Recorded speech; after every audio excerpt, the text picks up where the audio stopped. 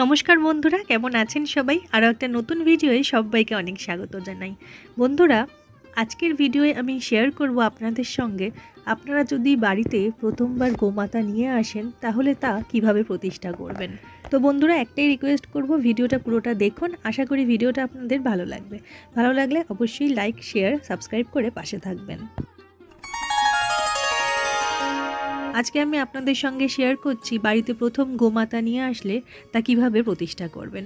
তো বন্ধুরা, দেখতেই পাচ্ছেন আমি প্রথমে আরতির থালাটা একদম রেডি করে নিচ্ছি। আর প্রথমেই আমি প্রদীপ জ্বালিয়ে নিচ্ছি। এখানে একটা তেলের প্রদীপ আছে আর একটা বন্ধুরা ঘিয়ের প্রদীপ আছে। যে কোনো শুভ অনুষ্ঠানেই যে কোনো শুভ দিনেই একটা করে ঘিয়ের প্রদীপ প্রজ্বলন করা অত্যন্ত প্রয়োজন। ঘিয়ের প্রদীপ ভীষণই শুভ বলে মনে করা হয়। তো সেই কারণে বন্ধুরা আমি একটা ঘিয়ের প্রদীপও জ্বালিয়ে নেব, একটা তেলের প্রদীপ জ্বালিয়ে নিচ্ছি, আর এখানে ধূপকাঠিও জ্বালিয়ে নিচ্ছি। পঞ্চপ্রদীপটা আমি যখন আরতি করব তখনই জ্বালাবো। এবারে বন্ধুরা বলে রাখি কেন গোমাতাকে বাড়িতে রাখা হয়। বন্ধুরা, যাদের ঘরে গোপাল সোনা আছেন সেই গোপাল সোনার কাছে গোমাতা রাখাও একান্ত প্রয়োজন। মনে করা হয় বন্ধুরা, আমরা যারা গোপাল সেবা করি তো আমরা কখনো যদি গোপাল সোনার সামনে না থাকতে পারি বা তার খেয়াল রাখতে না পারি, কিন্তু তখন যদি গোপাল সোনার খিদে পায় তো তারা গোমাতার দুধ খেয়েই পেট ভরায়। আমাদের অনুপস্থিতিতে গোপাল সোনারা গোমাতার দুধ পান করে পেট ভরান। গোমাতা কিন্তু গোপাল সোনাদের খুবই পছন্দের। তো বন্ধুরা, আরতির থালাটা আমার রেডি করা হয়ে গেছে, দেখতেই পাচ্ছেন। এবারে আমি বন্ধুরা গোমাতার অভিষেক করিয়ে নেব। তো সবটাই আপনাদের সঙ্গে শেয়ার করছি বন্ধুরা, দেখতে থাকুন ভিডিওটা। বন্ধুরা, খালি পাত্রে যেহেতু ভগবানকে বসাতে নেই সে কারণে আমি সাদা চন্দন দিয়ে অষ্টদল কোমল এঁকে নিচ্ছি স্নান পাত্রের মধ্যে। আর বন্ধুরা, আর একটা পাত্রেও আমি চন্দনের ফোঁটা দিয়ে দিচ্ছি। একটা স্নান পাত্রে আমার গোপাল সোনা স্নান করবে, আর একটায় আমি আজ প্রথমবার গোমাতার অভিষেক করাবো। যেই পাত্রে গোপাল সোনা স্নান করবে সেখানে আমি একটা তুলসী পাতা দিয়ে দিলাম, আর এই পাত্রে আমি কিছুটা ফুল দিয়ে দিলাম। প্রথমবার বাড়িতে ভগবানকে প্রতিষ্ঠা করতে গেলে অথবা যে কোনো শুভ দিনে পঞ্চামৃত দিয়ে অভিষেক করাতে হয়। তো আজকে তাই আমি বন্ধুরা পঞ্চামৃত দিয়ে আগে অভিষেক করিয়ে নেব, আপনারা দেখতে থাকুন। আর হ্যাঁ বন্ধুরা, এই গোমাতাকে আমি নিয়ে এসেছি তারাপীঠ থেকে।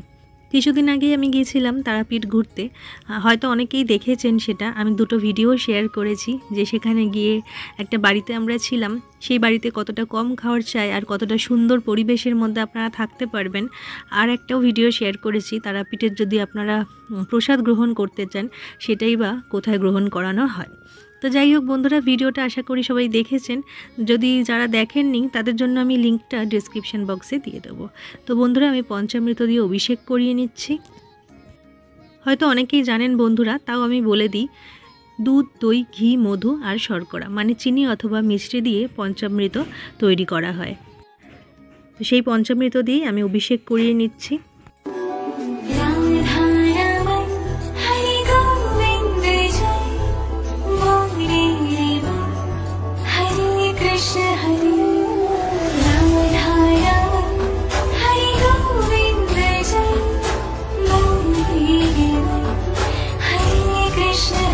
পঞ্চামৃত দিয়ে অভিষেক করানোর পরে বন্ধুরা আমি একটু সুগন্ধি জল দিয়ে অভিষেক করিয়ে নিচ্ছি। পরিষ্কার জলের মধ্যে একটু অগরু আর একটু গোলাপ জল দিয়ে আমি এই সুগন্ধি জলটা তৈরি করে রেখেছিলাম।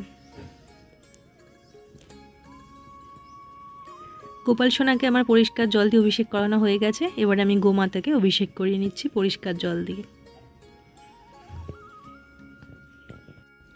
এবারে বন্ধুরা কিছুটা ফুল নিয়ে আমি কিছুটা ফুলের পাপড়ি নিয়ে পুষ্প অভিষেক করে নেব।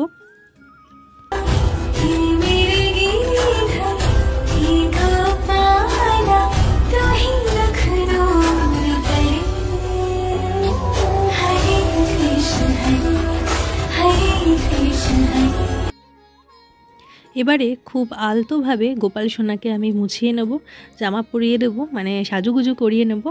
তারপর গোমাতাকেও খুব আলতোভাবে আমি মুছিয়ে নেব।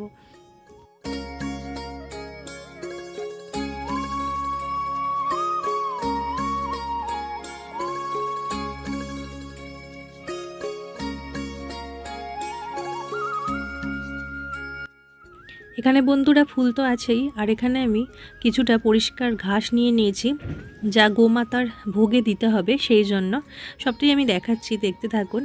তো ফুল নিয়েছি, একটু দুর্বা নিয়ে নিয়েছি, আর তুলসী পাতা, যা অবশ্যই লাগবে গোপাল পুজোয়। এবারে আমি বন্ধুরা ভোগটা রেডি করে নিচ্ছি দুপুরের। তো এইখানে আমি গোমাতার জন্যে কিছুটা ছোলা ভিজিয়ে রেখেছিলাম সকালবেলায়, তো কিছুটা ছোলা দিলাম ভোগের মধ্যে। এছাড়াও দেব বন্ধুরা একটু গুড় আর বাতাসা, আর তার সঙ্গে ধুয়ে রাখা পরিষ্কার ঘাস। বন্ধুরা গোমাতার ভোগে অবশ্যই একটু গুড় দেওয়ার চেষ্টা করবেন, কারণ এরকমই মনে করা হয় যে গোমাতাকে গুড় খাওয়ালে গোমাতার দুধের স্বাদ হয় মিষ্টি। আর আমাদের এটা মনে রাখতে হবে যে গোপাল সোনারা সেই দুধ পান করবেন, তো গোপাল সোনারা তাহলে মিষ্টি মিষ্টি দুধ পান করতে পারবে। সেই কারণেই বন্ধুরা গোমাতার ভোগে রোজ একটু গুড় দেওয়ার চেষ্টা করবেন। আর যদি সম্ভব না হয় রোজ গুড় দেওয়া, তাহলে আপনারা গুড়ের বাতাসাও কিনে রাখতে পারেন, সেই গুড়ের বাতাসাও রোজ একটা করে দিতে পারেন। তবে হ্যাঁ, অন্যান্য দেবদেবীদেরও যেমন আমরা রোজ ভোগ দিই, গোমাতাকেও কিন্তু রোজ ভোগ দিতে হবে, জলও দিতে হবে। তো সেই ভোগে রোজ আমরা একটু পরিষ্কার ঘাস আর গুড়ের বাতাসা একটা দিতেই পারি। আর এদিকে আমার গোপাল সোনার জন্য প্রসাদের থালাটা রেডি করে নিচ্ছি, যেখানে আজকে আমি দিয়েছি একটা লাড্ডু, একটা পেয়ারা ছিল কেটে দিয়েছি, পেয়ারাটা আমাদের গাছের, আর দিয়েছি একটা বাতাসা। এবারে জলটা রেডি করে নেব। বন্ধুরা একটা কথা মনে রাখবেন, গোমাতাকে জল যখন দেবেন সেটা যেন একটা বাটির মতন জায়গা হয়, গ্লাসে দেবেন না। গোমাতারা তো বন্ধুরা গ্লাসে করে জল পান করতে পারেন না সেভাবে, তাই জন্য একটা বড় মুকলা কোনো জায়গায়, মানে বাটি যেমন ছড়ানো হয় সেরকম কোনো জায়গাতেই জল দেবেন। তো আমিও সেরকমই একটা জায়গায় জল নিয়ে নিয়েছি ওই জন্য।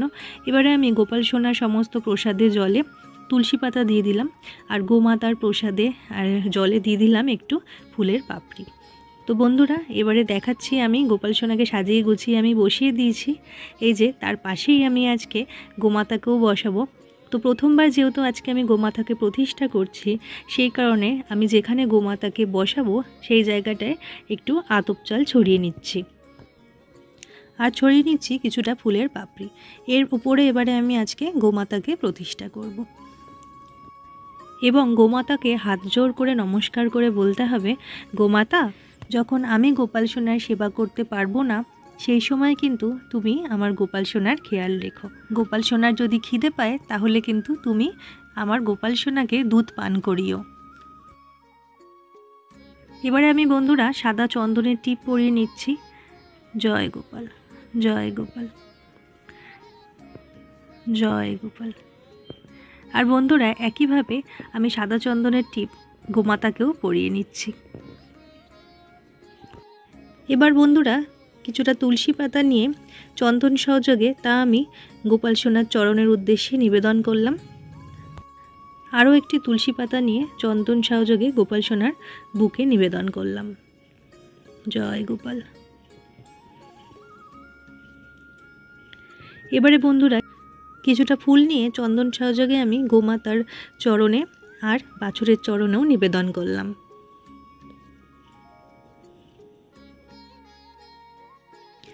আমি নিজে হাতে দুটো মালা গেঁথে রেখেছিলাম বন্ধুরা, সেই মালাই একটা আমি গোপাল সোনাকে পরিয়ে দিচ্ছি চন্দন সহযোগে,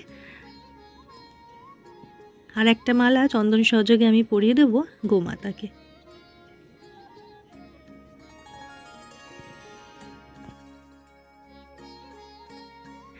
এবার তিনবার আমি চন্দন সহযোগে ফুল নিয়ে গোপাল সোনার সামনে দিয়ে ওং নমো ভগবতে বাসুদেবায় নমঃ এই বলে নিবেদন করব। একইভাবে আমি তিনবার ফুল নিয়ে গোমাতার সামনেও নিবেদন করব।